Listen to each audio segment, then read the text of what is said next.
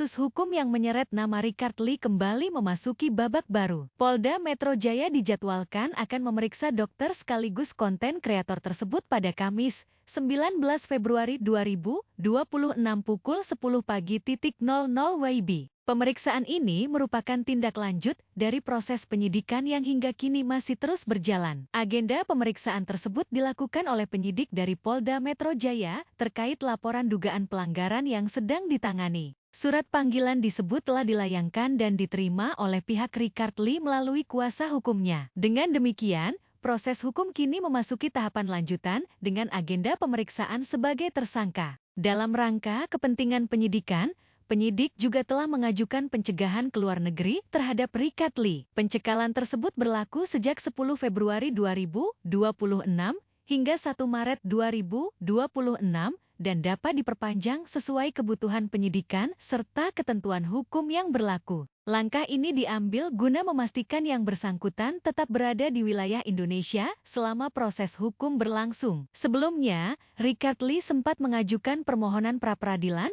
atas penetapan status tersangkanya. Namun, permohonan tersebut ditolak oleh hakim, sehingga penetapan status tersangka dinyatakan sah dan penyidikan tetap dilanjutkan. Dengan ditolaknya pra-peradilan tersebut, aparat penegak hukum memiliki dasar kuat untuk melanjutkan proses pemeriksaan sesuai mekanisme hukum acara pidana. Perkembangan ini turut memancing respons dari berbagai kalangan, termasuk dari advokat dan pengacara ternama. Dr. Togar Situmorang yang ikut memberikan pandangan atas polemik tersebut. Ia menyatakan keyakinannya bahwa setelah upaya pra-peradilan ditolak dan pencekalan diberlakukan, pihak kepolisian akan menjalankan proses penindakan secara terukur dan profesional agar penanganan perkara berjalan lebih efektif. Ia juga menyinggung pentingnya sikap kooperatif dari pihak tersangka dalam memenuhi panggilan penyidik demi kelancaran proses hukum. Kini publik menantikan hasil pemeriksaan lanjutan yang dijadwalkan pada 19